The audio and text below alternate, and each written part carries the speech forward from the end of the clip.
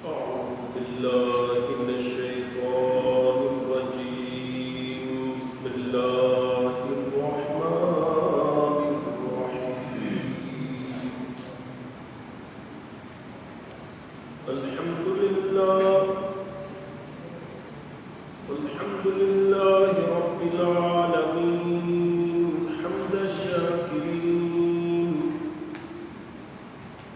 والصلاة والسلام على من كان نبيا وآدم بين الماء والطين، وعلى آله وأصحابه وأهل بيته وأولياء أمته أولي الفضل العظيم.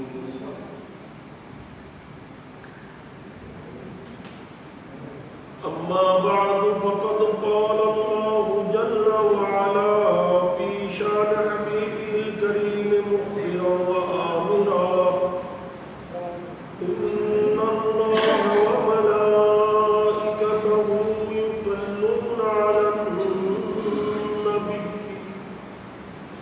يا أيها الذين آمنوا صلوا عليه وسلموا تسليما.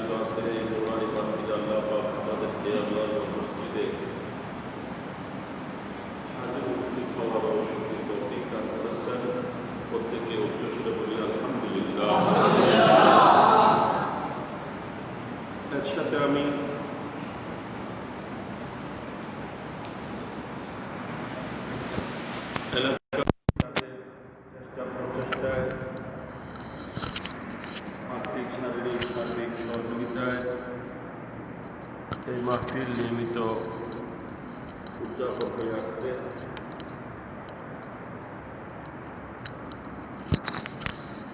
বিশেষ করে মুহররমুল হারামের পবিত্র চাঁদ গত চাঁদেই আশকান মুস্তাফা সাল্লাল্লাহু আলাইহি ওয়াসাল্লাম যুব ও তরুণ পরিষদ কদম রসুল শাখার উদ্যোগে এলাকাবাসী সকলের পক্ষ থেকে আহলে বাইতে রসুল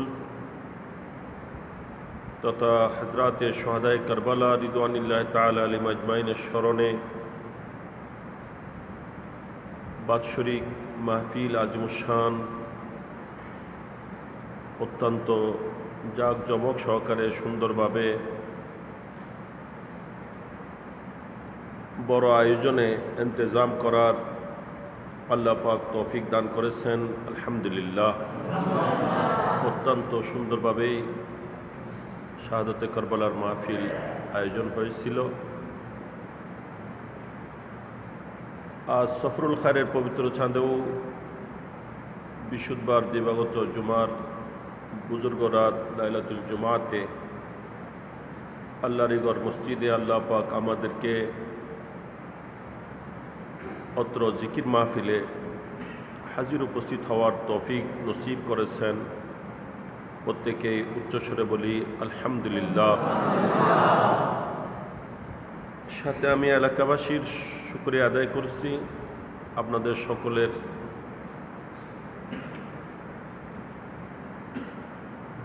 হাজরিকে যেন আল্লাহ কবুল করেন। আল্লাহর দরবারে সে ফরিয়াদ করছি রব্বুল আলামিন আজ জুমার রাতের উসিলায় আমাদের সকলের হাজরিকে যেন কবুল আর মঞ্জুর করেন, আমিন। আরবি বছরের দ্বিতীয় মাস সফরুল খায়ের, এই চাঁদ সম্পর্কে আমাদের অনেকের অনেক ভুল ধারণা রয়েছে। এটা সম্পূর্ণ অনইসলামিক শরীয়ত বিরোধী ধারণা। অনেকে মনে করে তাকে সফর চাঁদ মনুস, এই চাঁদে কোনো কিছু শুভ নয়, এই চাঁদে বিভিন্ন বলা মুসিবত নাজিল হয়, এটা বলা নাজিল হওয়ার চাঁদ, এই ধরনের অনেক কথাবার্তা ভুল কিছু কথা প্রসিদ্ধ হয়ে যায়। এই সফর চাঁদ সম্পর্কে এই ধরনের কিছু কথাবার্তা মানুষের মধ্যে প্রচারিত রয়েছে। আসলে জিনিসগুলো সঠিক নয়, এটা কোরআন হাদিস বিরোধী একটা ধারণা।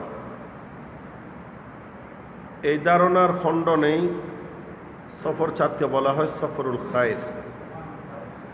খায়ের মানে কল্যাণ, মঙ্গল, ভালো। অর্থাৎ সফরের চাঁদ এটা শর নয়, শর মানে খারাপ, মন্দ নয়, এটা ভালো, কল্যাণ। এবং কোনো কালের মধ্যে কোনো রকমের কোনো বদতাসির বা এই ধরনের কিছু আছে, এটা ইসলামী ধারণা নয়, এটা অনইসলামিক ধারণা। তাই সফরুল খায়ের সম্পর্কে আমাদের ধারণা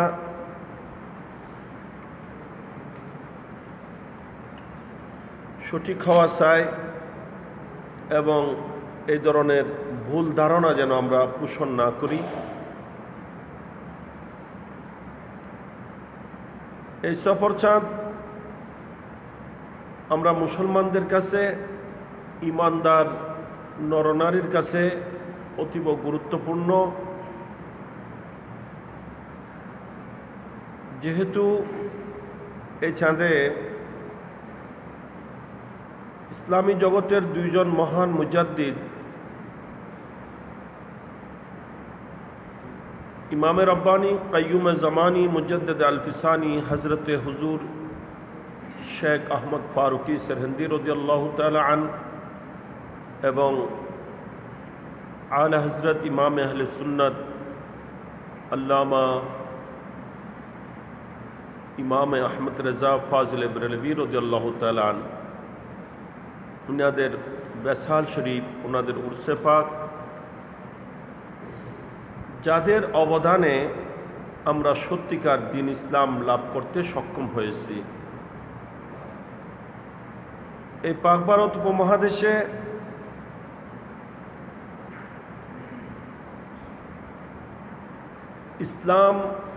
ইসলামের আবির্ভাব হয়েছে আল্লাহর আউলিয়া কেরামের মাধ্যমে, এবং শুধু পাক ভারত উপমহাদেশ নয়,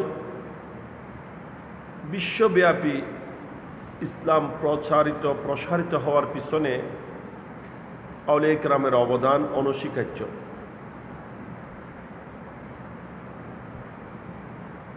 তো পাক ভারত উপমহাদেশ ইসলামের আলোতে আলোকিত হয়েছে যাদের অবদানে, তার মধ্যে খাজা হাজগা সুলতানুল হিন্দ গরিব নওয়াজ খাজা মুঈনুদ্দিন হাসান চিশতি সঞ্জরি আজমিরি রাদিয়াল্লাহু তাআলা আনহুর অবদান সবার ঊর্ধ্বে। এটা যদিও কিছু নিমক হারাম মুসলমান নামদারি হয়তো অস্বীকার করতে পারে, অস্বীকার করলে তবে গরিব নওয়াজ খাজা বাবার কিছু আসবে যাবে না, তার পরিচয়টা প্রকাশ পাবে, তার পরিচয়টা প্রকাশ পাবে। কিন্তু হিন্দুরাও জানে, বিধর্মীরাও জানে এই কথা, তারাও স্বীকার করে। এমনকি কিছুদিন আগে বাবরি মসজিদ নিয়ে যখন ইন্ডিয়ার মধ্যে গন্ডগোল চলছিল, তখন একজন সাংবাদিক সে একটা মন্তব্য করেছিল, এটা নিয়ে ইন্ডিয়ার মধ্যে অনেক বাদ প্রতিবাদ হয়েছে, সে পরবর্তীতে ক্ষমাও চেয়েছে। যে কথাটি সে বলেছিল, এটা বলার ভঙ্গিমাটা বা বলাটা অনেকটা গরিব নওয়াজকে কটাক্ষ করে বলা হয়েছে, সেই জন্য এটার প্রতিবাদ হয়েছে। না হয় এটাই বাস্তব সত্য। এ বলেছে যে এই হিন্দুস্তানে ভারত মহাদেশ এটা সম্পূর্ণ হিন্দুদের রাজ্য ছিল, এটা সম্পূর্ণভাবে এখানে সবাই দেবদেবতার পূজারী ছিল, এখানে মসজিদের কোনো অস্তিত্ব ছিল না, এখানে আজানের ধ্বনি কখনো কোথাও শোনা যেত না। এগুলা সব এখানে করেছে যিনি, সে এটা কটাক্ষ করে বলেছে, এরই গরিব নওয়াজের নাম নিয়েছে। এটা বাস্তব সত্য। এই দেশ কুফর ও শিরকের অন্ধকারে নিমজ্জিত ছিল। মানুষ সৃষ্টির সেরা জীব হয়ে নিজের হাতে বানানো মূর্তির দেবদেবতার পূজা করত, এগুলার সামনে নিজেকে নুয়ে দিত, এগুলার সামনে কুর্নিশ করত, মাথা ঝুঁকাইত, এগুলাকে সিজদা করত। এখন ইন্ডিয়া গেলে দেখা যায় নাউজুবিল্লাহ মিন জালিক। আমার গতবারের সফরে মনে আমি দেখেছি, বেরেলি শরীফ যাওয়ার সময় প্রতিমধ্যে গাড়ির জ্যামের মধ্যে দেখলাম একটা মন্দিরের মধ্যে অনেকগুলা দেবদেবতা, আর একেবারে মুখের মধ্যে একটা গরু। এটাও দেবতা, এটা বানিয়ে রাখছে যে তারা, এটা আবার সত্যিকার গরু না। তো দেখলাম ওখানে পূজারীরা ঢুকছে, প্রথমে গিয়ে গরুকে কুর্নিশ করছে,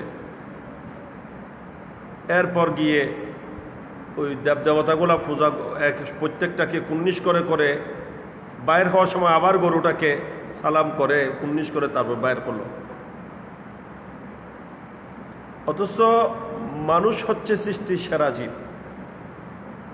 আল্লাহ পাক সুবহানাহু ওয়া তাআলা মানুষের জন্যই সব কিছুকে মুসাখ্খর করে দিয়েছেন। গরু সৃষ্টি করা হয়েছে আমাদের জন্য, আর মানুষ সেই গরুর উপাসনা করছে।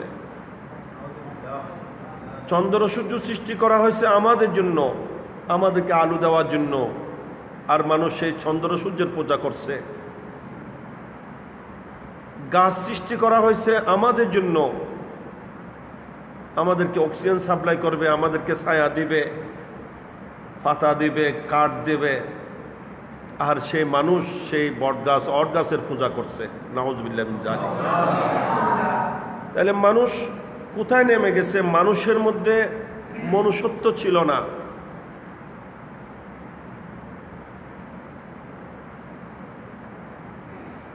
এবং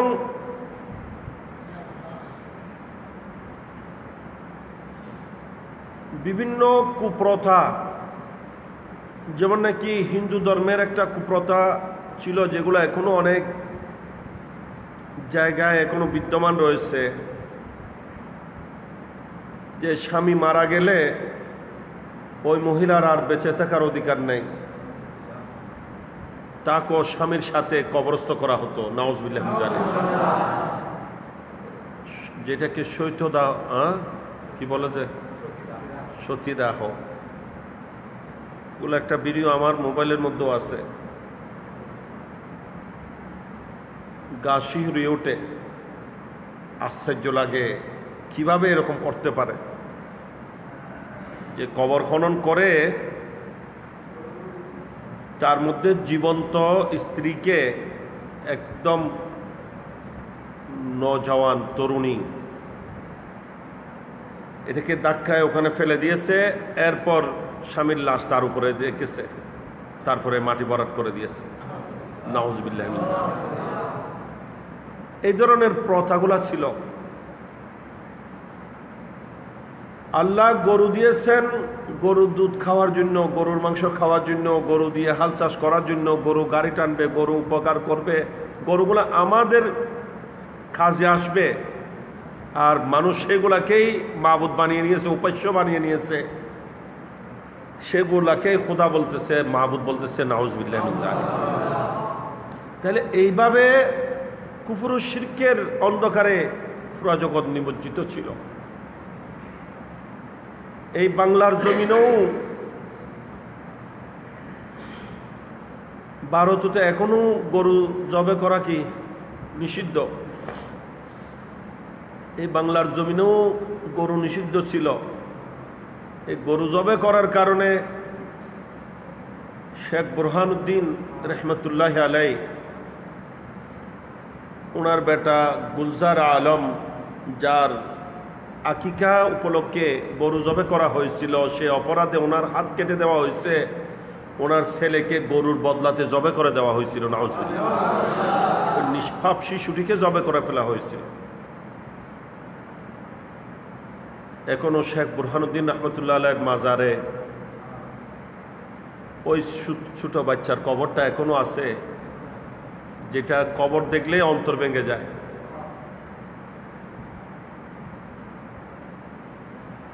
আর হজরতে কুতুবে বাঙ্গাল শেখ ফাআল হজরতে বাবা শাহজালাল ইয়ামানি মুজাদ্দিদি রহমতুল্লাহ আলাইয়ের শুভাগমনের মাধ্যমে এই দেশে ইসলামের বাতি প্রজ্বলিত হয়েছে। আজ সর্বত্র মসজিদ, মাদ্রাসা, খানকা, আজান, একামত, জুমা জামাত হচ্ছে। কোটি কোটি মুসলমান, এগুলো আল্লাহর আউলিয়া কেরামের অবদান। সুবহানাল্লাহ। এই জন্য এটা সত্যি কথা যে ইসলাম আমরা লাভ করেছি। আজ যদিও ইসলামের নাম দিয়ে, ইসলামের লেবেল লাগিয়ে একটা গোষ্ঠী মাজারকে, আউলিয়া কেরামকে অস্বীকার করছে, মাজারের বিরুদ্ধে কথা বলছে। যারা মাজারে যায় তাদেরকে মাজার পূজারি বলে। কি বলে? বড় করে বলুন নাউজুবিল্লাহ। অথচ তাদের জানা থাকা উচিত এই দেশে ইসলাম প্রসার হয়েছে, আমরা ইসলাম লাভ করেছি ওই সমস্ত মাজারওয়ালাদের মাধ্যমে। মাজারওয়ালাদের উসিলায় ইসলাম লাভ করেছি। আজকে আমাদের মাথায় টুপি, মুখে দাড়ি, নামে রাখে মুহাম্মদ। আমরা যে আজান শুনে অজু কালাম করে পাক পবিত্র হয়ে মসজিদে যাচ্ছি, আল্লাহু আকবার বলে আল্লাহকে সিজদা করছি, এটা ওই মাজারওয়ালাদের অবদান। আজকে যাদের মাজারে যাওয়াকে মাজার পূজা বলা হয়, নাউজুবিল্লাহ মিন যালিক। অথচ তাদের এটাও জানা থাকা উচিত যে আল্লাহ ছাড়া কারো ইবাদত হবে না, এবং সব পূজা যারা এখান থেকে উৎখাত করেছেন, পূজা তুলে ইবাদতের সূচনা করেছেন, ইবাদতের বীজ রোপণ করেছেন, ইনারা হচ্ছেন মাজারওয়ালারা। ইনারা খাজা গরিব নওয়াজ, ইনারা হচ্ছেন বাবা শাহজালাল ইয়ামানি, ওনারা হচ্ছেন হজরতে বারৌলিয়া রিদওয়ানুল্লাহ তাআলা আজমাইন, ঠিক কিনা? ইনারা হচ্ছেন হজরতে আল্লামা শাহজানি শাহ রহমতুল্লাহ আলাইহি, ইনারা হচ্ছেন হজরতে হুসেন শাহ রহমতুল্লাহ আলাইহি, ইনারা হচ্ছেন হজরতে নিয়ামতুল শাহ রহমতুল্লাহ আলাইহি, ইনারা হচ্ছেন বাবা শাহ আমানুর রহমতুল্লাহ আলাইহি, ইনারা হচ্ছেন বাবা শাহ মুহসিন আউলিয়া রহমতুল্লাহ আলাইহি, যাদের মাধ্যমে দেশে দ্বীন ইসলাম এসেছে। আর আজকে ওনাদের মাজারে গেলে বলা হচ্ছে মাজার পূজারি। এই শয়তানের দলরা জানে না পূজা শব্দ কোথায় ব্যবহার হবে। মাজারে পূজা হয় না, মাজারে জিয়ারত হয়। মাজার শব্দই প্রমাণ করছে মাজার মানি জিয়ারত গাহ, মাজার মানি জিয়ারতের স্থান, যেখানে জিয়ারত করা হয়। মাজারে যাওয়াকে অস্বীকার করা হলে, ইনকার করা হলে সম্পূর্ণভাবে হাদিসকে ইনকার করা হবে। হাদিসে বাকি আল্লাহর প্রিয় নবী সাল্লাল্লাহু তাবারাকা ওয়া তাআলা আলাইহিস সালাম ইরশাদ করেছেন, কাদ নাহাইতুকুম আন জিয়ারাতিল কুবুর আলা ফাজরুহা। আল্লাহ নবী বলছেন, আমি তোমাদেরকে প্রথম পর্যায়ে ইসলামের শুরু যুগে কবর জিয়ারত থেকে নিষেধ করেছিলাম। এটা ওই সময়ের জন্য। তবে এখন সাবধান, তোমরা কবর জিয়ারত করো। আল্লাহ নবী বলছেন, আলা ফাজরুহা, তোমরা কি করো? কবর জিয়ারত করো। এবং নবী বলছেন, এই কবর জিয়ারত করবে, এটা তোমাদের অন্তরে দুনিয়ার লোভ কমিয়ে দেবে। দুনিয়ার লোভ, কবর জিয়ারত করলে দুনিয়ার লোভ লালসা কমবে, দুনিয়ার আকর্ষণ অন্তর থেকে দূর হবে, এবং তোমাদেরকে আখিরাতের স্মরণ করিয়ে দিবে। সুবহানাল্লাহ। এটার মাধ্যমে বন্দার মধ্যে জুহুদ ও তাকওয়া সৃষ্টি হবে।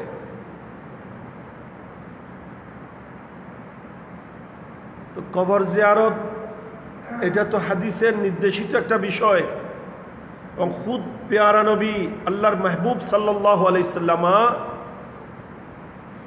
সাহাবায়ে কেরামকে নিয়ে সদল বলে কবর জিয়ারত করতেন, কবর জিয়ারতে যেতেন, মাজারে জিয়ারতে যেতেন। এবং মাজার হয় জিয়ারত করার কারণে।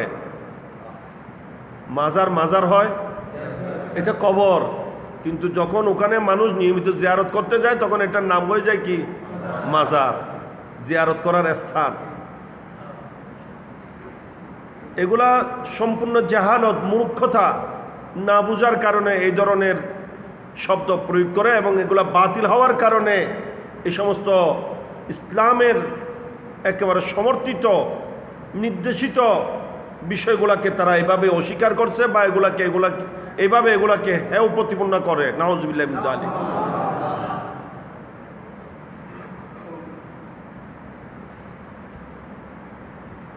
সারা জীবন মাজারের বিরুদ্ধে বলছে, জিয়ারতের বিরুদ্ধে বলছে, কবর পূজা, বাত পূজা বলছে, আর এখন স্ট্যাটাস দিচ্ছে এই গু শফি মারা গেছে, যে কোন শফি নামের আগে শব্দ প্রয়োগ হচ্ছে গু শফি।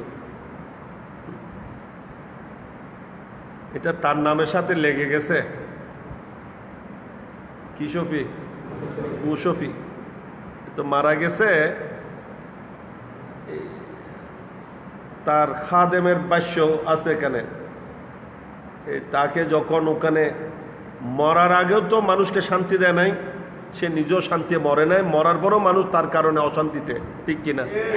তাদের মধ্যে তো দলাদলি, সুন্নিদের আলেম একটাকে ধরে তাদের গুলাকে দামা সাফা দেওয়ার জন্য, এগুলো আর একটা ষড়যন্ত্র সরকারের।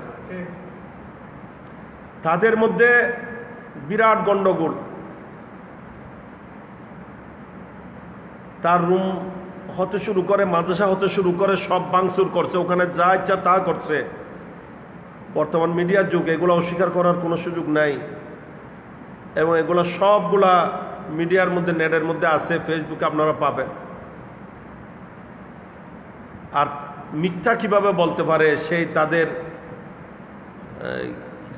মনে হয় হেফাজত ইসলামের সচিব মনে হয়, সে বাবুনগরী, বলছে না অত্যন্ত শান্তিপূর্ণভাবে আন্দোলন হয়েছে, ভাঙচুরের আন্দোলন হয় না, খুব শান্তিপূর্ণভাবে হয়েছে। তো ফেজের মধ্যে যিনি দিয়েছে, আমি ওনাকে ধন্যবাদ জানাই। উনি ওখানে ওনার বক্তব্য আর ভাঙচুরের দৃশ্য সব দুইটা একসাথে করে দিয়েই দেখাচ্ছেন যে শান্তিপূর্ণ আন্দোলন হচ্ছে। আর ওই সময় ওরা ওখানে সব একেবারে লাইট ফ্যান সব ভাঙচুর করছে, ওখানে যা কিছু আছে সব ভাঙচুর করছে, উপরের থেকে টেবিল চেয়ার ওইগুলা নিচে নিক্ষেপ করতেছে। আর এদিকে বাবুনগরী বলতেছে কি খুব শান্তিপূর্ণভাবে আন্দোলন হয়েছে, এটার নাম নাকি শান্তিপূর্ণ আন্দোলন। কিন্তু আলহামদুলিল্লাহ সুন্নিরা দেখেই দিয়েছে শান্তিপূর্ণ আন্দোলন কাকে বলে।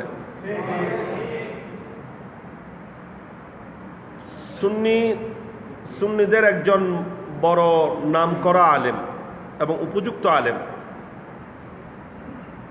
আল্লামা মুফতি আলাউদ্দিন জিহাদি, ইনাকে গ্রেপ্তার করা হয়েছিল সম্পূর্ণ অন্যায়ভাবে। এটার জন্য পুরা দেশব্যাপী সুন্নিরা আন্দোলন করেছে। আলহামদুলিল্লাহ, আমি সকল সুন্নি যারা আন্দোলনে এসেছে, যারা রাজপথে নেমেছে, সবাইকে অশেষ মুবারকবাদ জানাই, ধন্যবাদ জানাই। এবং আন্দোলন সাকসেস হয়েছে, কামিয়াব হয়েছে, ঠিক কিনা? খুব কামিয়াব হয়েছে। আন্দোলনের পুরা দেশব্যাপী আন্দোলন হয়েছে, দীর্ঘ কয়েকদিন আন্দোলন হয়েছে, কিন্তু আলহামদুলিল্লাহ কেউ দেখাইতে পারবে না একটা গাড়ির টায়ারের চাকার পাম্প ছাড়া হয়েছে। হ্যাঁ, কোথাও একটা টায়ার জ্বালানো হয় নাই, কোনো গাড়ি ভাঙচুর হয় নাই, নয় কোনো গাড়ির একটা সাইকেলের চাকা পাংচার করা হয় নাই। এই ধরনের শান্তিপূর্ণ আন্দোলন কোনো গোষ্ঠী দেখাতে পারবে না। এইটাই আবার জগতের কাছে স্পষ্ট হয়েছে যে শান্তিপ্রিয় যারা, তারা হচ্ছে সুন্নি। শান্তিপ্রিয় ওরা যারা সুফিবাদী, যারা মাজারপন্থী, তারা হচ্ছে শান্তিপ্রিয়। আর যারা মাজার বিরোধী, তারা হচ্ছে জঙ্গি, সন্ত্রাসী, ঠিক কিনা? এরা আন্দোলন করছে, ভাঙচুর করছে, ওরা আন্দোলন করছে, যা ইচ্ছা তা বলতেছে, লাঠি ছুটা নিয়ে আন্দোলন করছে। কিন্তু সুন্নিদের এতগুলা মিছিল হয়েছে, কোনো মিছিলের হাতে লাঠি ছিল? কেউ লাঠি ব্যবহার করেনি।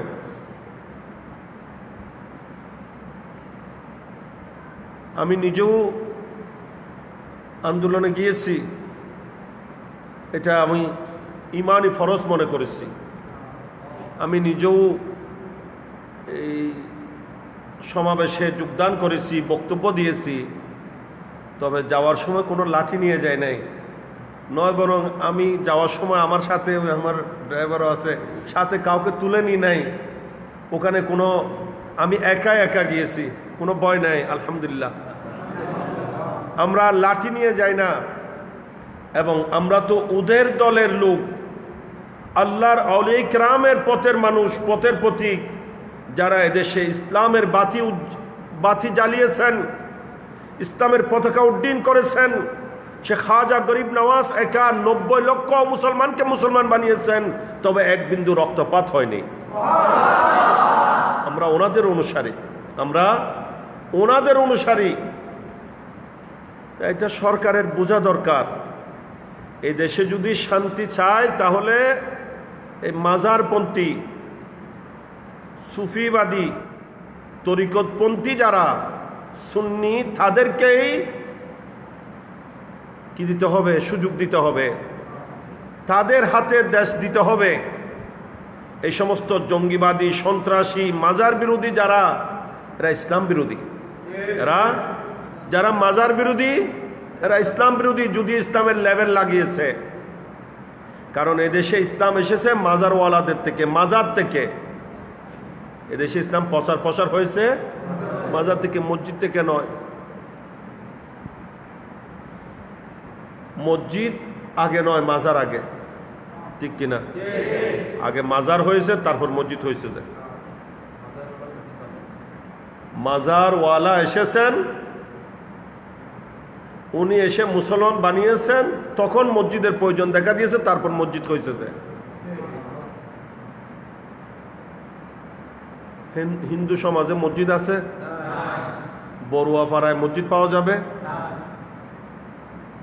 আমি কিছুদিন আগে ওইটা নয়াহাট না কি বলে, ওইদিকে আমি গেছিলাম।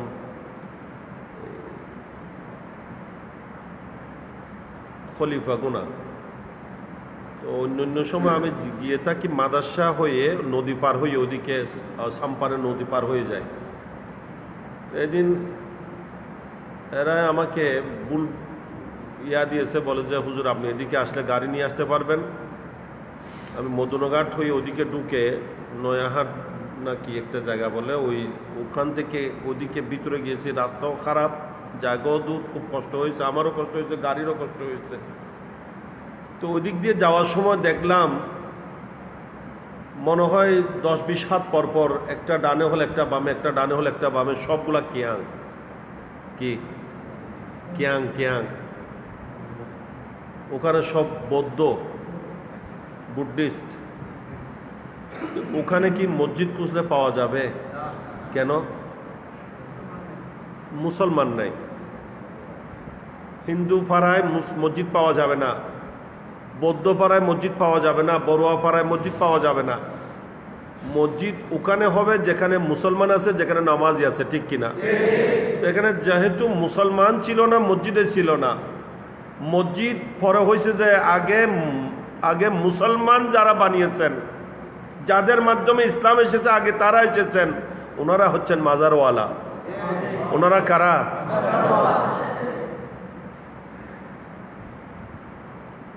তাই যারা মাজারের বিরুদ্ধে বলে,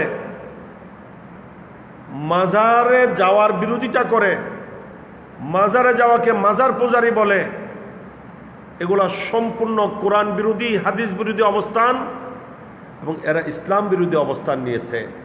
এরা সত্যিকার ইসলাম চায় না, এরা জঙ্গিবাদ ইসলাম চায়, ঠিক কিনা?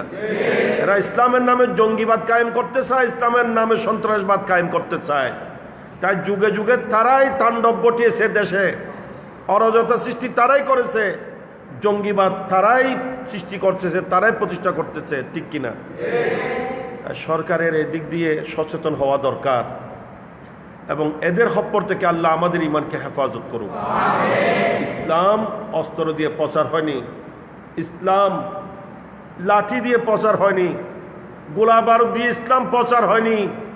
ইসলাম প্রচার হয়েছে আল্লাহর আউলিয়া কিরাম, ইনাদের বেলায়েতের ক্ষমতা বলে, আধ্যাত্মিক শক্তি বলে, অলৌকিক কারামত দেখিয়ে, অলৌকিক ক্ষমতা দেখিয়েই ইনারা মানুষদেরকে আকৃষ্ট করেছেন, ইসলামের দিকে ধাবিত করেছেন, আল্লাহমুখী করেছেন, নবীমুখী করেছেন।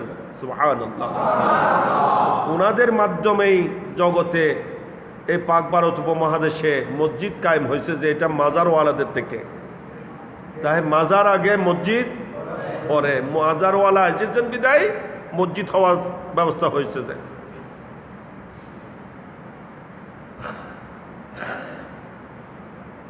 এই জন্য তো আমার গরিব নওয়াজের দরবারে মসজিদ একটা নয়, 60টা।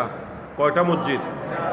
কারণ মসজিদ শব্দ পুরো ভারত মহাদেশে ওনার মাধ্যমে এসেছে। এই জন্য ওনার ওখানে মসজিদের সংখ্যা কম না বেশি? হ্যাঁ,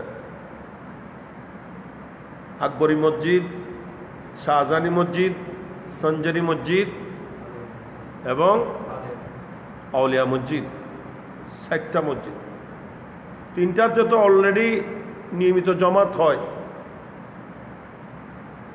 আউলিয়া মসজিদটা সঞ্জেরি মসজিদের সাথে হওয়ার কারণে এটার জমাত একসাথে হয় ওটার সাথে। তো ব্রাদার ইসলাম, এই দেশে ইসলাম এসেছে আউলিয়া কেরামের অবদানে, আর সেই ইসলাম রক্ষাও হয়েছে যুগে যুগে আউলিয়া কেরামের মাধ্যমে। ইসলাম হেফাজত ইসলামে ইসলাম হেফাজত করে না। হেফাজত ইসলাম তো তাদের আমিরকে পর্যন্ত হেফাজত করে নাই। হ্যাঁ, তাদের এক গোষ্ঠীর দাবি তাকে মারা হয়েছে, আসলে তাকে মারা হয়েছে। হেফাজত ইসলামের আমিরকে কি করা হয়েছে, যে মারা হয়েছে। যে পুরা একদিন তার খাদেম ভাষ্যকার এখানে পুরা বক্তব্য দিয়েছে, একদিন পর্যন্ত তার ওষুধপত্রর কোনো সুযোগ, ওষুধপত্র পর্যন্ত আনতে পারে না তার জন্য। অথচ তার সেই সময় নাকি সম্পূর্ণ ওষুধ নির্ভর ছিল। সে মুহূর্তে তাকে ওষুধ বাহির থেকে আনার এই সুযোগ ছিল না। ওখানে কি চলতেছে, শান্তিপূর্ণ আন্দোলন চলতেছিল। যে এমন শান্তিপূর্ণ আন্দোলন চলছিল যে তার জন্য একটা নেবলুজার আনারও সুযোগ ছিল না, একটা ইনহেলার আনার সুযোগ ছিল না। তার প্রেশারের ওষুধ আনতে পারে নাই নাকি। তো ওখানে বলছে যে সে আমার কাছে এগুলা লিখিত বাক্য ইয়েও আছে। সে ওখানে বলছে যে পরবর্তীতে পরের দিন হুজুরের মুখ দিয়ে লালা বাহির হচ্ছে, কারণ এটা তো লালা শফি। হ্যাঁ, আল্লাহ মরার আগে ঠিক এই লালা বাইর করে দিয়েছে। মৃত্যুটাও শান্তিপূর্ণ হয় নাই, মৃত্যুটা শান্তিপূর্ণ হয় নাই। মরার আগে তো শান্তি দেয় নাই, নিজের মৃত্যুটাও শান্তিতে হয় নাই, মরার পরও দেশে অশান্তি তার কারণে, ঠিক কিনা। এবং সেই দিন তো আমি আরো মাহফিলে বলেছি, ওই দিন আমার মনে হয়েছিল যেন জাহান্নামের সব গেট আল্লাহ খুলে দিয়েছেন। শনিবার দিনেরই অবাস্টে বাস গরম হারা হয়, খোদায় দেখাই দিয়ে দিন আয় দিন বুক আল্লাহ জানে দুনিয়া তাঁর এই অবস্থা চলে গরমে। ইটার খবরত কি টসা যারে রে, ইটার খবরত কি যা। এটা বুখারী শরীফের হাদিস, জেনে রাখবেন। আল্লাহ নবী বলেছেন, ইন্না শিদ্দাতুল হাররি মিন ফাইহি জাহান্নাম। প্রচন্ড গরম, গরমের তীব্রতা, আল্লাহ নবী বলেছেন এটা জাহান্নামের নিঃশ্বাস। আমার মনে হয় তার জন্য আল্লাহ জাহান্নামের 7টা গেট সবগুলা খুলে দিয়েছিলেন। কমবক্ত মরেছে, জাহান্নামে যাওয়ার রাস্তা খুলে গেছে। ছাড় কারণে উপরে এই গরম, আল্লাহ জানে তার কবরের কি গরম, কি পরিস্থিতি। আজকে কিছু মানুষ না বুঝে এই সমস্ত অসৎদের পক্ষ নেয়। যে বলেছে, লিখেছে, নাউজুবিল্লাহ, আল্লাহ মিথ্যা বলতে পারে, আল্লাহ ওয়াদা খেলাপ করতে পারে। যে লিখেছে ইয়া রাসূলুল্লাহ বললে কুফরি হবে। যে লিখেছে নাউজুবিল্লাহ নবীর খেয়াল, নামাজে আসা গরু গাদাত খেয়ালের চেয়ে মারাত্মক, এই ধরনের কথা উক্তি যারা করতে পারে তাদের কি শান্তি হবে? এটা তো জগৎ দেখেছে। এরপরও কিভাবে মানুষ চোখ বুঝে তাদেরকে সমর্থন করে, কি বুঝে সমর্থন করে, আর কি দেখার বাকি আছে? লাঞ্ছনা কাকে বলে? আল্লাহ তাআলাই পবিত্র কোরআনে বলে দিয়েছেন, লাহুম ফিদ দুনিয়া খিজুন ওয়া লাহুম ফিল আখিরাতি আযাবুন আলীম। আল্লাহ বলেন তাদের জন্য দুনিয়াতেও লাঞ্ছনা, আখিরাতেও রয়েছে বেদনাদায়ক শাস্তি।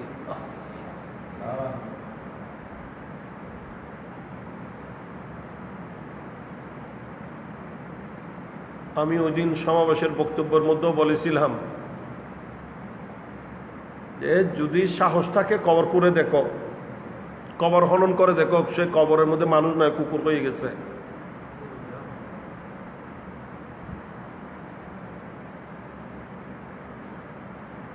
তো যাক, আমি যে কথাটা বলতে চেয়েছি সেটা হলো যে আমরা আল্লাহর আউলিয়া কেরামের মাধ্যমে ইসলাম লাভ করেছি। ইসলামের উপর যখন এই সমস্ত বাতিলদের কুচক্র মহলের বিভিন্ন ষড়যন্ত্র হয়েছে, ইসলাম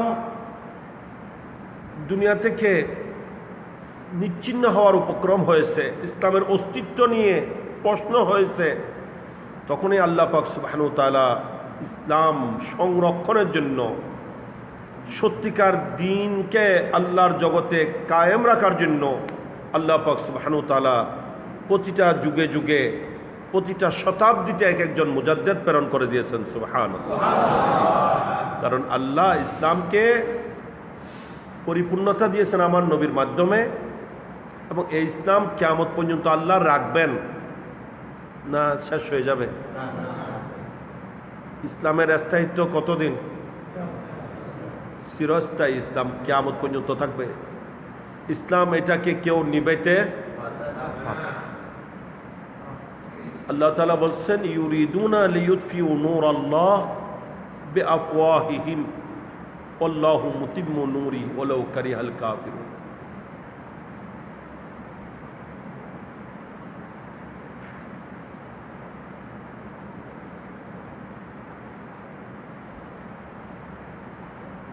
আল্লাহ বলছেন তারা চেষ্টা চালায়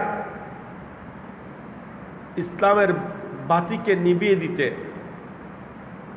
আল্লাহর নূরকে নিভিয়ে দিতে তাদের মুখ দিয়ে চেষ্টা চালায়, কিন্তু আমি আল্লাহ আমার এই নূরকে পরিপূর্ণতা দানকারী, যদিও তাদের এটা অপছন্দ হয়। এই জন্য প্রতিটা যুগে যুগে ইসলামের বিরুদ্ধে ষড়যন্ত্র হয়েছে, কিন্তু যখনই ষড়যন্ত্র হয়েছে তখনই আল্লাহ পাক সুবহানাহু ওয়া তাআলা এরকম বান্দা সৃষ্টি করে দিয়েছেন, জগতে প্রেরণ করেছেন, যিনি সব ষড়যন্ত্র নস্যাৎ করে সত্যিকার দ্বীন ইসলাম জগতের কাছে তুলে ধরেছেন। সুবহানাল্লাহ।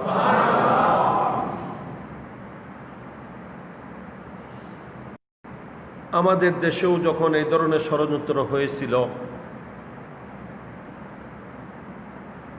তখনও আল্লাহ পাক সুবহানাহু ওয়া তাআলা সে মর্দে মুমিন, মর্দে মুজাহিদ ইমাম শেরে বাংলার নামে আল্লাহ জগতে প্রেরণ করে দিয়েছেন। এই জন্য এটাও সবার জানা থাকা দরকার যে অন্ধকার যতই বেশি হোক না কেন, অন্ধকার যতই সেই পেলুক না কেন, এর আড়ালে কিন্তু আলো থাকে।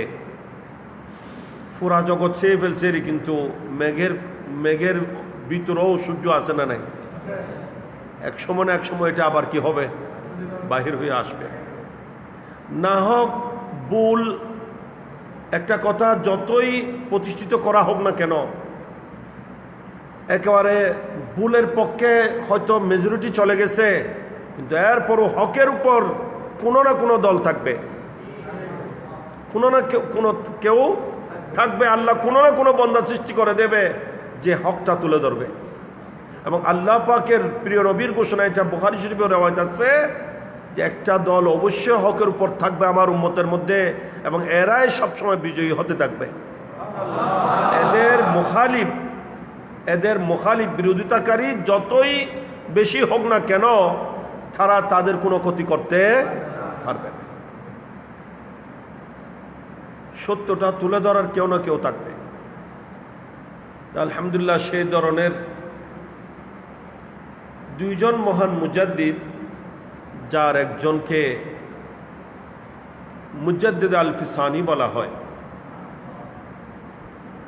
বিরাট এক পরিস্থিতি, কঠিন পরিস্থিতিতে ওনার সমাগমন হয়েছিল, যে রাষ্ট্রীয়ভাবে ইসলামকে তছনছ করে, বিকৃত করে নতুন ধর্ম দ্বীন ইলাহি নামে প্রতিষ্ঠা করার পায়তারা হয়েছিল। আর সেই ইমামে রব্বানি কাইয়ুমে জামানি মুজাদ্দিদ আল ফিসানি শেখ আহমদ ফারুকি সরহিন্দি রাদিয়াল্লাহু তাআলা আনহু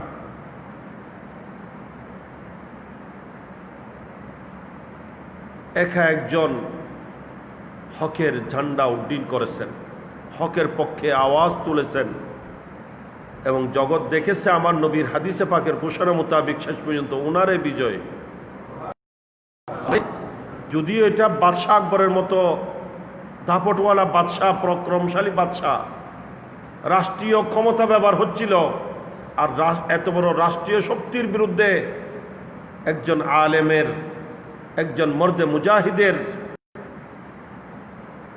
আন্দোলন কামিয়াব, সফল, এবং শেষ পর্যন্ত বাদশাহ আকবরের সেই দিন এলাহি তছনছ হয়েছে, কিন্তু জগতের দিন ইসলাম বাকি আছে কিনা? আছে কিনা? এবং থাকবে কিনা? কিন্তু দিন এলাহি বলতে এই দিন এলাহির কোনো অনুসারী জগতে কোথাও পাওয়া যাবে? হয়তো বিশ্বে যতই বাতিল দল, বাতিল ধর্ম আছে, প্রত্যেকটা দলের, প্রত্যেকটা ধর্মের কোনো না কোনো অনুসারী পাওয়া যাবে, বেশ আর কম, আছে না নাই?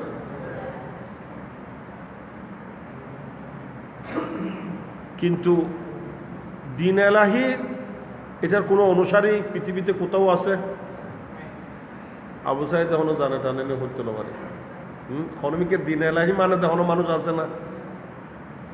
দিন এলাহি এটা শুধু এখন ইতিহাসের পাতায় আছে যে এটার অস্তিত্ব জগতে নাই, কারণ আল্লাহর পক্ষ থেকে হুজুর মুজাদ্দিদ আল ফিসানি রাদিয়াল্লাহু তাআলা আন এটার বিরুদ্ধে সুচ্চার হয়েছিলেন, আল্লাহর পক্ষ থেকে এসেছিলেন, এবং খুদাই মদদ, সাহায্য ওনার সাথে ছিল, এবং আল্লাহ ওনাকে এভাবে বিজয় করেছেন যে সে দিন এলাহির অনুসারী নয়, দিন এলাহি পর্যন্ত জগৎ থেকে কি নিচ্ছিন্ন হয়ে গেছে। কিন্তু সত্যিকার দিন ইসলাম জগতে ছিল, আছে, ইনশাল্লাহ থাকবে। ওই সময়ও অনেক বড় বড় আলেম, আমরা এখানে অনেক জায়গায় দুকা খেয়ে যাই। এই মানুষ বেশিরভাগ মিসগাইড হয়েছে এই ধরনের অবস্থানে। অনেক সময় অনেক বড় আলেম, নামদারি বড় আলেম, সে যদি কোনো ভুল করে বসে, তখন সহজে মানুষ এই ভুলটা মেনে নেয় না। ভুলটা মেনে নেয় মানে উনি যে ভুল করছেন এটা বুঝতে চায় না। না, এত বড় হুজুর এবে কি ভুল করিব না, এবে কি নবুঝি হইয়ে না, এবে কি নবুঝি লিখকে না, এই ধরনের কথা মাথা তাই যাবে। কথা ঠিক না? কারণ হুজুর কি দে, বড় দে, হুজুর বড়র হারণে এই যে নাকি শফির এলো বোধকে মিসগাইটা দিয়েন দি হানি তার মন মস্তিষ্ক ঢুকে দেখ গু শফি ইবে বোধ বড়, এবার তুমি বড় হুজুর নাই, নাউজুবিল্লাহ। অথচ এইটার বক্তব্য নিছন হন বক্তব্য দুগ কোরআনের আয়াত নাই, হাদিস শরীফ নাই, শুধু আবকা বকন বাদ, আর কিছু নাই।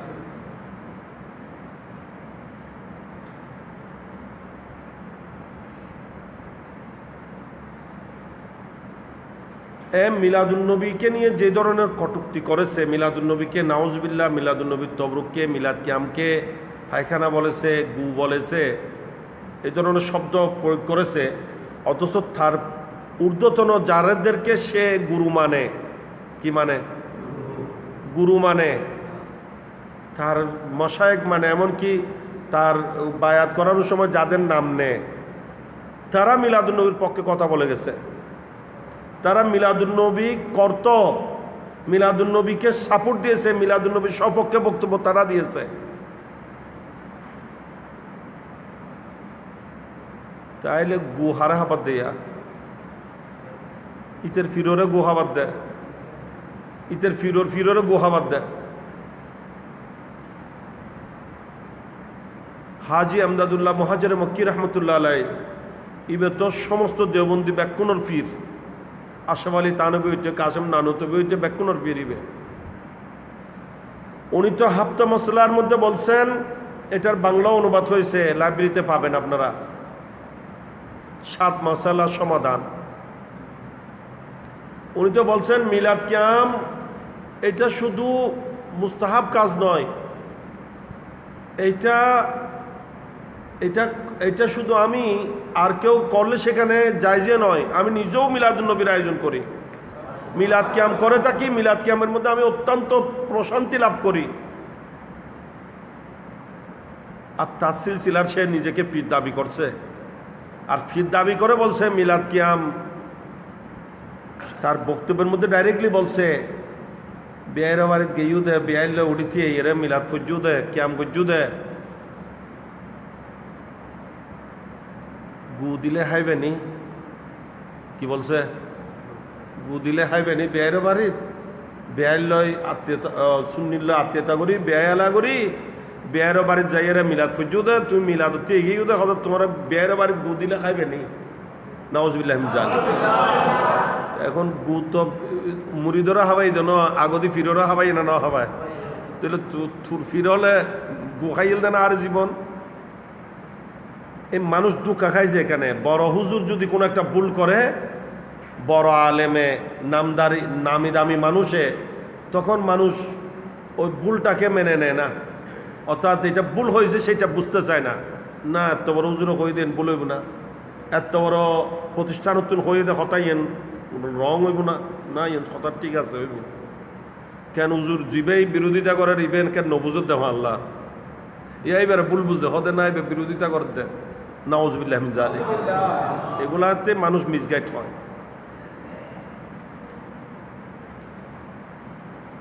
এই বাদশাহ আকবরের দিন এলাহি সমর্থনকারী আলেম, ওই সময় বড় বড় আলেম ছিল কিনা? কেমন আলেম? ছোটখাটো আলেম না, পুরা জগতে খুঁজলে এই ধরনের একটা আলেম এখন পাওয়া যাবে না, এত বড় বড় আলেম ছিল।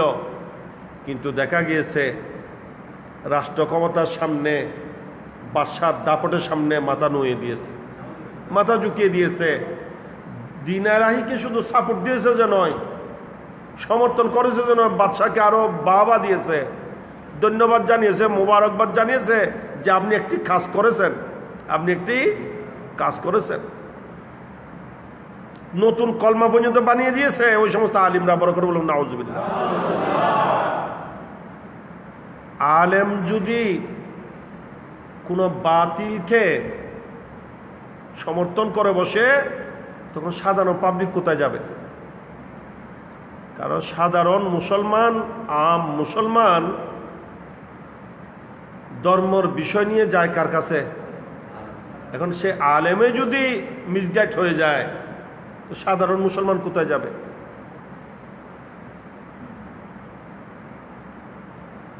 এটা বড় কঠিন। এই জন্য আমাদেরকে সদা চিন্তা করতে হবে। আল্লাহ আমাদেরকেও বিবেক দিয়েছেন, বিবেকটাকেও কাজে লাগাইতে হবে। ইনি আলেম বড়, তবে ইনি বড় আলেম যে সেটা দেখলে হবে না, উনি বড় আলেম হয়ে এই ধরনের কথা কেন আপনি বললেন এটাও দেখতে হবে। কথাটা বুঝছেন? শফি বড় আলেম বলে হতে নতুন ইয়েন্সিতে ওরা আসলে তোর আলেম হয়ে রাইলে হতা কেন করতে কোথায় বলে মিথ্যা করতে পারে, কথা ইয়েন্সিতে করেন দরকার নাই। জি খুদা ওয়াদা খেলাপ করিতে এলে হতা লেখে দে, এই বেকে আলেম না জালেম?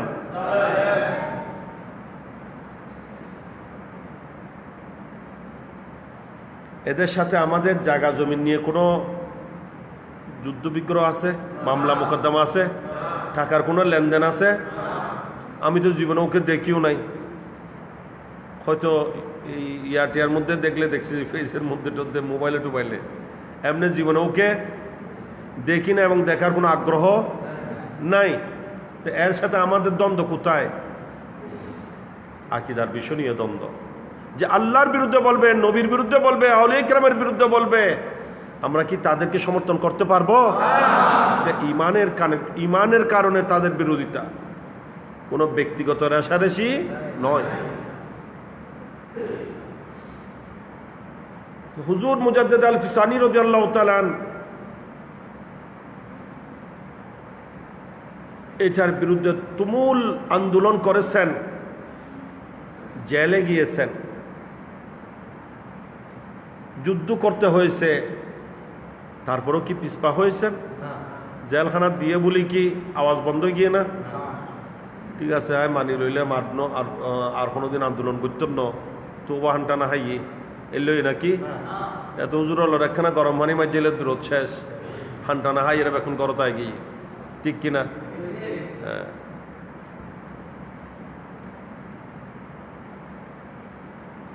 আল্লাহর উপর ভরসা রেখে যখন হকের উপর থাকবে, জয় কার হবে? হকের জয় হবে। আল্লাহ তাআলা ঘোষণা দিয়েছেন, কুল জা আল হক ওয়া যাহাকাল বাতিল ইন্নাল বাতিলা কানা যাহুকা। যে হক যখন আসবে মিথ্যা বাতিলটা দুর্বৃত হবে, এবং বাতিল সবসময় দুর্বৃত হওয়া, বাতিল সবসময় দুর্বৃত হওয়া। হয়তো কোনো সময় বাতিল বেশি মাথাচড়া দিয়ে উঠে রে, মনে হচ্ছে যেন হক একেবারে শেষ হয়ে যাবে, না একদিন না একদিন হকটা আবার প্রকাশ পাবে, বাতিলের কবর রচনা হবে, ঠিক কিনা? এটাই যুগে যুগে প্রমাণ হয়েছে। এইভাবে আলা হযরত রাদিয়াল্লাহু তাআলা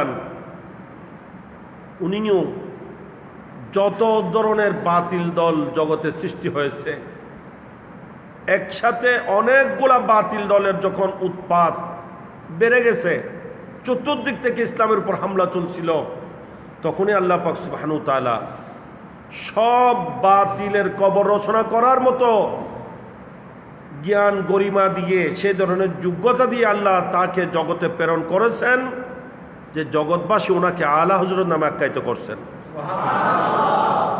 সবাই তো হযরত, আর উনি আলা হযরত। এবং উনি আলা হযরত, এটা শুধু ধর্মীয় জ্ঞানে নয়, এটা সায়েন্স বলেন, ম্যাথ বলেন, এটা গণিত বলেন, যেই দিকে যাবেন সেই দিকে আলা হযরতকে আলা হযরত মানতে হবে। বিজ্ঞানেরও এমন কোনো শাখা প্রশাখা নেই যেখানে আলা হযরতের অবদান নেই। এটা শুধু মুসলমানের ঘরে জন্ম নেওয়ার কারণে এবং সুন্নিদের ইমাম হওয়ার কারণে আজকে আলা হযরত অবহেলিত।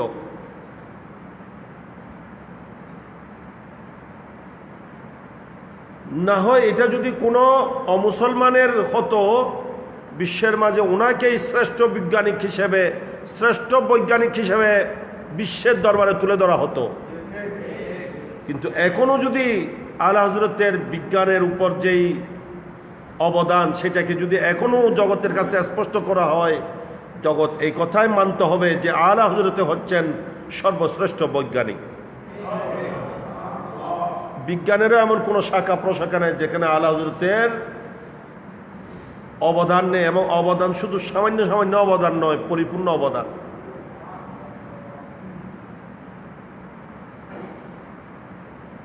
বিজ্ঞানের মধ্যে এমন অনেক কিছু এখনো ওরা ভুলের মধ্যে নিমজ্জিত, আর আলা হযরত কোরআন হাদিসের আলোকে সঠিকটা তুলে ধরেছেন এবং বিজ্ঞানের সূত্র দিয়ে এটাই প্রমাণ করে দিয়েছেন, কোরআন যেটা বলছে, হাদিস যেটা বলছে, এটাই সত্য, এটাই বাস্তব। সুবহানাল্লাহ।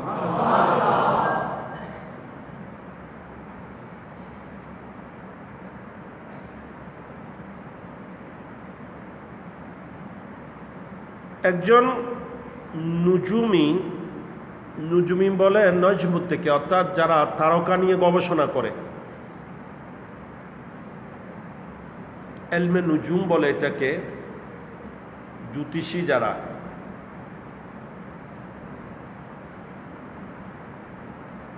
এরকম একজন জ্যোতিষী আলা হযরত রাদিয়াল্লাহু তাআলা আনহুর দরবারে একটা ম্যাপ হাজির করেছে, এবং সে ওখানে বিভিন্নভাবে একে গণাফরা করে হিসাব করে দেখিয়েছে যে আগামী 1 মাসের মধ্যে কোনো বৃষ্টিপাতের সম্ভাবনা নেই।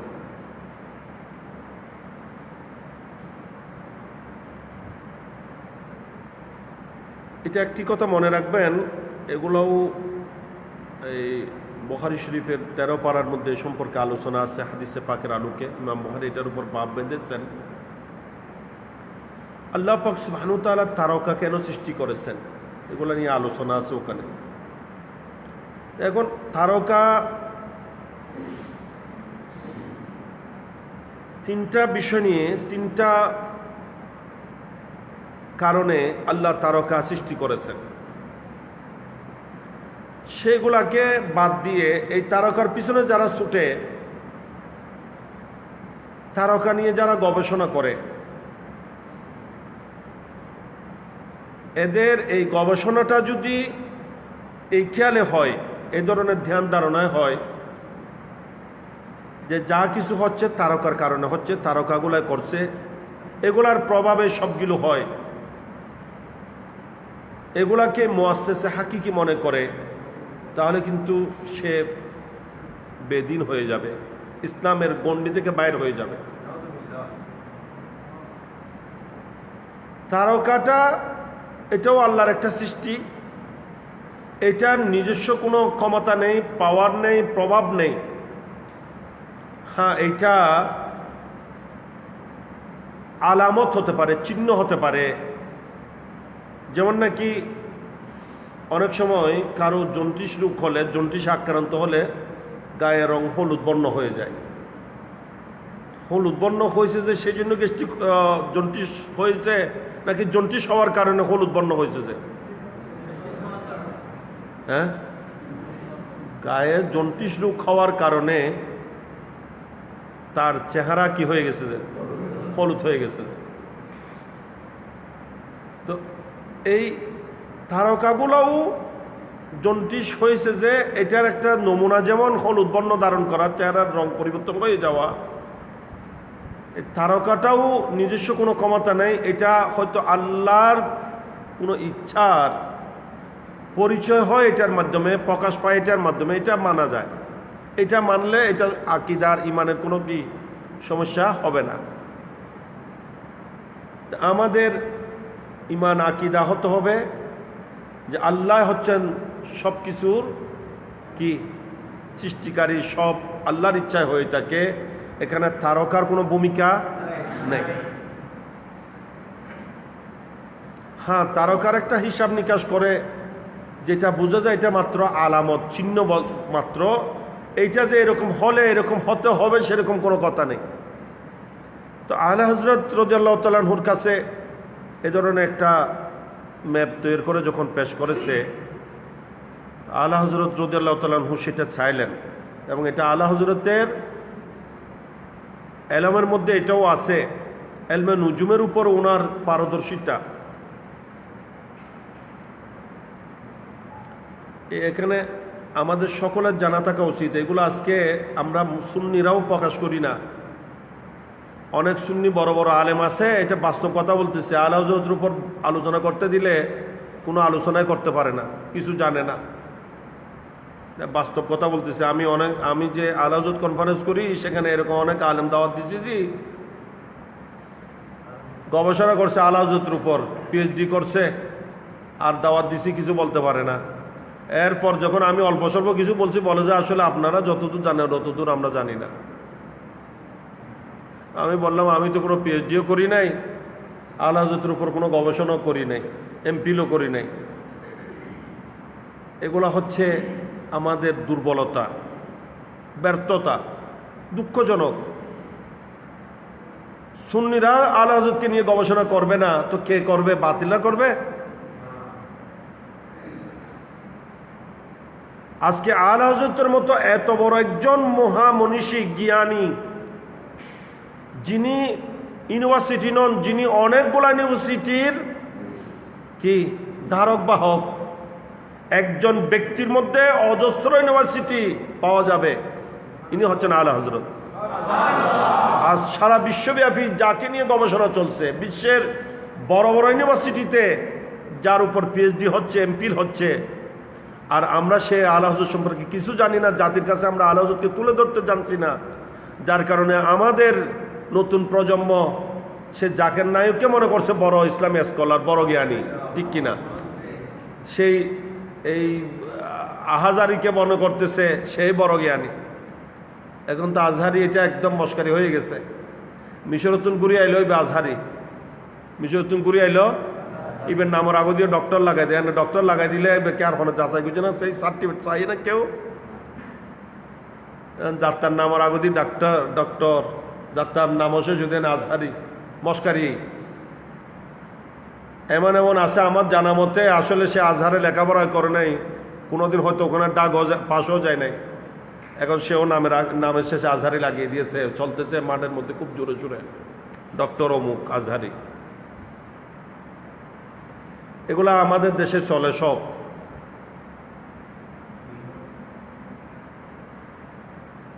হুজুগি বাঙালি। আমরা আলা হযরতকে যথাযথভাবে মূল্যায়ন না করার কারণে, জাতির কাছে তুলে না ধরার কারণেই আজকে আমি মনে করি জাতি মিসগাইড হচ্ছে। আলা হযরত এটা কি জিনিস তুলে ধরা গেলে জাতি কখনো অন্যদিকে আর দৃষ্টি দেবে না, অন্যদিকে লক্ষ্যই করবে না, ঠিক কিনা?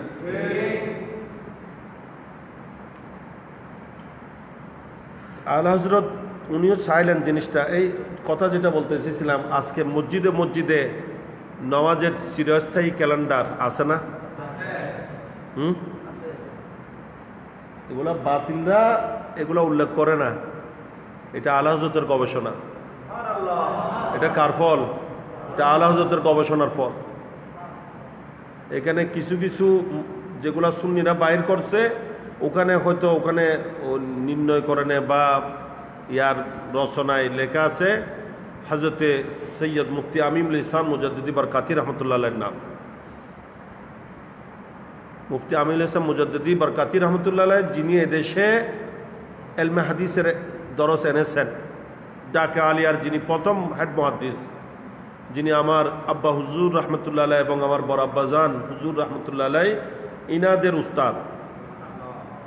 আর উনি হচ্ছেন আলা হযরতের খলিফা, আলা হযরতের ছাত্র মালিকুল উলামা জুফরউদ্দিন বেহরি রহমতুল্লাহ আলাইহির ছাত্র। বুঝাচ্ছে? ইনি আলা হযরতের নাতি ছাত্র। মালিকুল উলামা জুফরউদ্দিন বেহরি রহমতুল্লাহ আলাইহি, ইনি আলা হযরত থেকে সে ইলমে নুজুম, সেই জ্ঞানগুলো শিখেছেন। ওনার কিতাব আছে, আমার কাছে কিতাব আছে। এটা ওনার এই বিষয়ের উপর একটা কিতাব, কিবলানুমা। কি নাম? কিবলানুমা। ওই জ্ঞান মুফতি আমিনুল ইসলাম মুজাদ্দিদি রহমতুল্লাহ আলাইহি, ওনার উস্তাদ জফরউদ্দিন বেহারি রহমতুল্লাহ আলাইহি, যিনি আমাদের মশায়েখদের মধ্যে একজন, আমার আব্বা হুজুরের উর্দেই হযরত আবদ শাহ মুজাদ্দিদি রহমতুল্লাহ আলাইহি, ওনার শেখ হলেন হযরত জফরউদ্দিন বেহারি রহমতুল্লাহ আলাইহি। এবং উনি আলা হযরতের জীবনী হায়াতে আলা হযরত রচনা করেছেন 3 খণ্ড। কয় খণ্ড? 3 ভলিউমের আলা হযরতের প্রথম যিনি জীবনী রচনা করেছেন, ইনি মালিকুল উলামা জফরউদ্দিন বেহারি রহমতুল্লাহ আলাইহি। এই নামাজের স্থায়ী ক্যালেন্ডার, এটা কার গবেষণা? এটা আলা হযরত বাইর করেছেন, যে ওনার থেকে এইভাবে এসেছে এখানে। এগুলা কিন্তু আমরা হয়তো আমার মনে হয় কেউ জানেও না, কারো জানা নেই। এগুলো আমাদের ব্যর্থতা।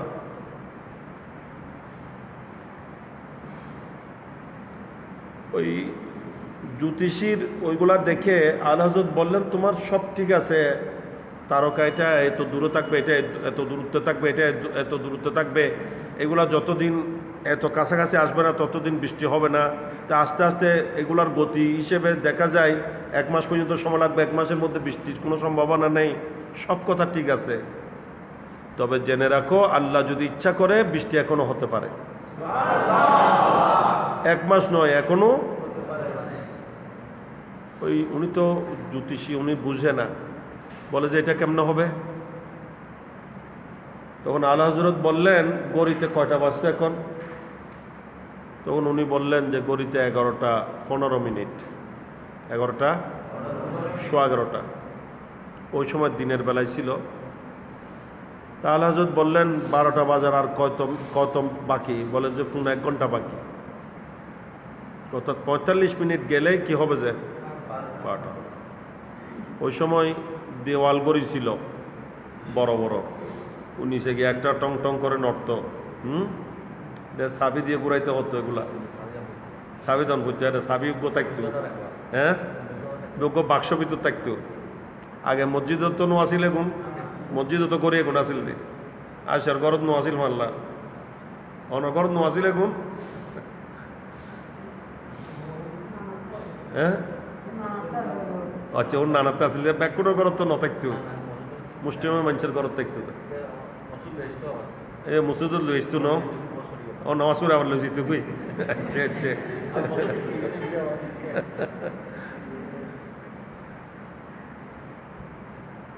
আলা হযরত বৈঠক থেকে উঠলেন, উঠে ওই গড়িটাকে খুলে, বাক্সটা খুলে, খাঁটাটাকে ঘুরাইয়ে 12টার মধ্যে পৌঁছায় দিলেন। যখন 12টায় পৌঁছে দিছে, টং টং টং টং 12টা ঘন্টা বাজে উঠল। তখন আলা হযরত বললেন, এখন 12টা বাজছে কিনা? বলে যে বাজছে, তবে এটা তো আপনি করছেন। এখন তো সত্যিকার 12টা বাজে না, 12টা বাজা তো আরো 45 মিনিট বাকি, কিন্তু আপনি কাঁটা ঘুরিয়ে দিয়েছেন বলে কি 12টা বেজে গেছে। যে আলা হযরত এবার দেখেন, এখানে আমাদের আকীদা। আলা হযরত জ্যোতিষীর এলমে নুজুমের জ্ঞানটাও শিক্ষা দিচ্ছেন এবং আকীদারও প্রশিক্ষণ দিচ্ছেন যে আমাদের আকীদা কি হতে হবে। আলা হযরত আবার বুঝাই দিলেন, এই ঘড়িটা আমার কন্ট্রোলে, এটা আমার নিয়ন্ত্রণে, এটাতে আমার ক্ষমতা চলে। আমি ইচ্ছা করলে এটাকে 45 মিনিট আগেও 12টা বাজাইতে পারি। তো পুরা জগৎটা আল্লাহর কন্ট্রোলে, পুরা জগৎটা আল্লাহর নিয়ন্ত্রণে। আল্লাহ ইচ্ছা করলে, আলা হযরত বলতেছেন আল্লাহ ইচ্ছা করলে, তুমি তো বলতেছো এগুলা এত দূরত্বে আছে, এগুলার গতিবেগ এত, এগুলা এত আপন আপন জায়গায় আসতে এতদিন সময় লাগবে, তো এতদিন সময়ের মধ্যে বৃষ্টি হতে পারে না। আর আমার আল্লাহ ইচ্ছা করলে এই মুহূর্তের মধ্যে আমি ঘড়ির কাঁটা যেভাবে ঘুরিয়ে দিয়েছি, আমার আল্লাহ ইচ্ছা করলে সবগুলাকে একত্রিত করে দিয়ে এখনই বৃষ্টি নাজিল করে দিতে পারেন। আল্লাহু আকবার।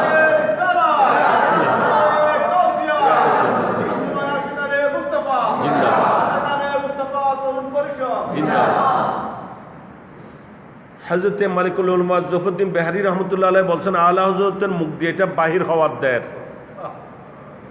প্রচন্ড রুদ্র, সব দুর্বিত হয়ে গেছে, চারিদিকে মেঘ ছেয়ে গেছে, মুহূর্তের মধ্যে বৃষ্টি আরম্ভ হয়ে গেছে। আলা হযরত এটা আল্লাহর কত পেয়ারা ছিলেন, জুবানে বাহির হওয়ার দেরি, 1 মাসের মধ্যে বৃষ্টির সম্ভাবনা নাই। আলা হযরত বলছেন এখনো বৃষ্টি হতে পারে, বলার দেরি, দেখা গেছে বৃষ্টি আরম্ভ হয়ে গেছে, ঝুমঝুম বৃষ্টি পড়তেছে।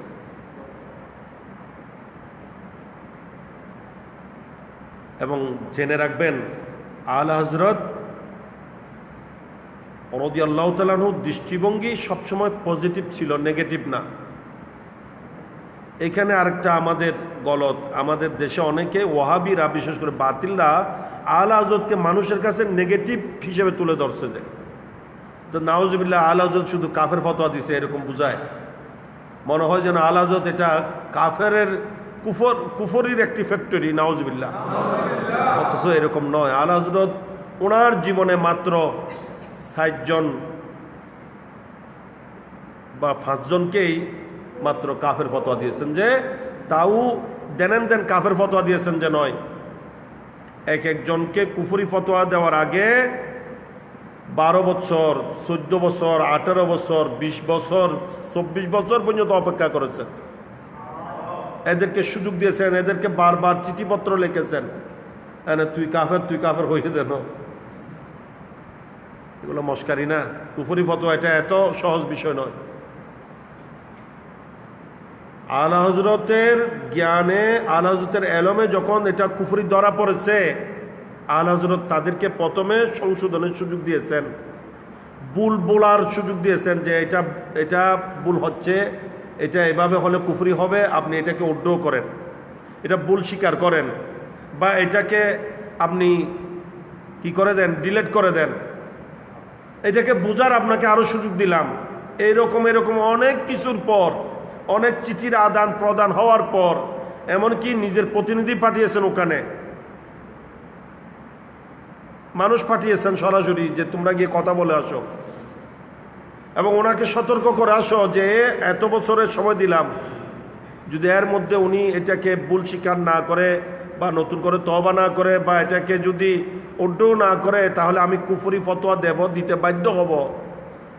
এই ধরনের করার পর, সময়সীমা যাওয়ার পর আরো অবকাশ দিয়েছেন, তারপরে বাধ্য হয়ে উনি কাফের ফতোয়াটা দিয়েছেন। বুঝে আসছে? এটা এই নয় যে শুধু আলা হযরত কাফের ফতোয়া দিতেন, এরকম নয়। আলা হযরত বলছেন যে আমি কুফরি ফতোয়া দেওয়ার আগে এটাকে নিয়ে গবেষণা করি, যদি 100-তে 99 ভাগও কুফরি হওয়ার পক্ষে, কিন্তু 1 ভাগ যদি কুফরি হওয়ার না হওয়ার পক্ষে হয়, কোনো কথাকে যদি গবেষণা করে দেখা যাচ্ছে 100 ভাগের 99 ভাগ কি কুফরির পক্ষে, কিন্তু 1 ভাগ কুফরি না হওয়ার পক্ষে, তখন আমি 1% ওটাকে গ্রহণ করি। বুঝে আসছে? আল্লাহ যে কাফের ফতোয়া দিয়েছে সারাক্ষণ শুধু এরকম নয়। আল্লাহ দৃষ্টিভঙ্গি কিরকম ছিল? আল্লাহ বলছেন, তুমি কাউকে দেখছো কোনো মানুষ দাঁড়িয়ে পানি পান করছে, কি দাঁড়িয়ে পানি পান করতে দেখলে তুমি তাকে ফাসেক, ফাজের, শরীয়ত বিরোধী, নবীর বিরোধী ব্যক্তি বলে কি করিও না, ধারণা করিও না। এইটাই ধারণা করো হয়তো সে জমজমের পানি পান করতেছে। তাহলে আলা হযরতের দৃষ্টিভঙ্গি কি পজিটিভ না নেগেটিভ? আলা হযরতের দৃষ্টিভঙ্গি পজিটিভ ছিল।